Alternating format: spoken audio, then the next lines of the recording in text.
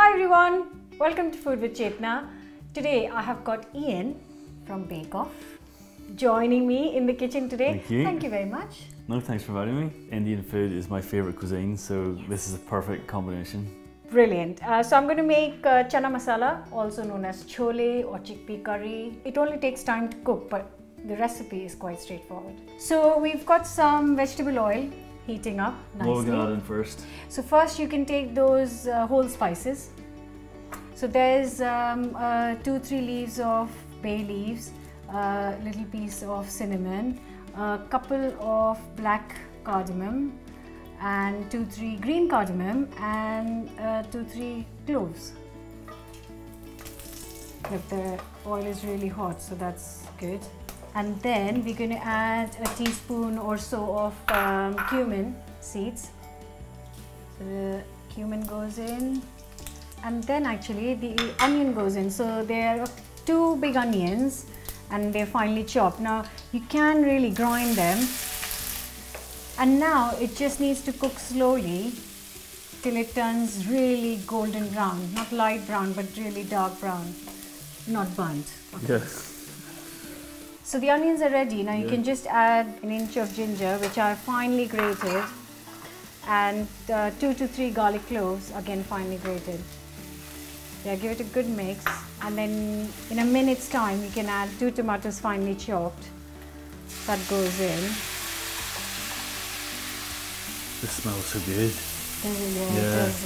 It's got all nice things, isn't it? And they're cooked quite nicely. So now that tomato needs to cook till it's properly... So nice and soft? Yes. So it's falling apart? Yes. So you see it's forming like a paste already? Yes, yes. So it needs to form a paste. Yeah. And actually, at this point, if you want, you can just add a tablespoon or so of water.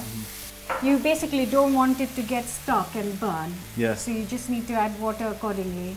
So basically the Chana Masala or Chole has got a variety of spices that go into it. This is a spice blend? It is a spice blend, and now you can actually add all the spices in. Salt, turmeric powder, and then coriander powder, garam masala powder, amchur powder, and a tiny bit of pomegranate powder. And then just give it a good mix. Right, I'm going to add a tiny bit more water just to prevent it from burning. So we're using chickpeas today, but can you use other vegetables in there? Yeah, so at this stage you can add vegetables, potatoes. Paneer? Paneer. Oh yeah, paneer, yes. Now today I'm using 2 tins of chickpeas. And you've kept the water? Yeah, so I've kept the water. Don't lose the water because that actually helps the gravy thicken. I like to soak the chickpeas, if I'm not using tinned, overnight. And then when you're ready next morning to cook, you just cook it with the water you soaked it in for an hour, or sometimes an hour and a half. And then you keep that water? Yes, keep that water. So that's 2 tins, which is 400 grams each. So that's 800 grams of chickpeas and the water included. If you have soaked the chickpeas overnight and cooked them in the morning, they are quite ready, which doesn't take too long to cook now. But because these are tinned, you can feel they're a bit firmer. Yeah. If I just pick one out and show you, this actually is a bit firm. It's hard, yeah. It should easily break up between your fingers. Yeah, it should easily break up, yeah. So we'll cover it and cook it for say 15-20 minutes. And then check if the chickpea is ready. So if they're already pre-cooked, then you would not, maybe 10 minutes? No, just 5 minutes is good enough, yeah. But the best thing for chickpea curry or chole is, once it's ready, actually prepare it slightly in advance because the sauce just gets into the chickpeas. Oh yeah, and really enhances the flavour. So if it's left for a little bit before you eat it, it's just... Because curry's always better the next day, isn't it? Exactly, and actually chickpeas are also better the next day. So this has been cooking for 20 minutes? Yep. Oh, it smells great. Now something that my mum always does is, even if it's nice and thick now, which it actually is, she always just smashes a couple of times. Oh, just to thicken it up? And also it just tastes the flavors a little bit, and that's it. Yeah, and very important, I'm going to just taste it in case it needs anything else.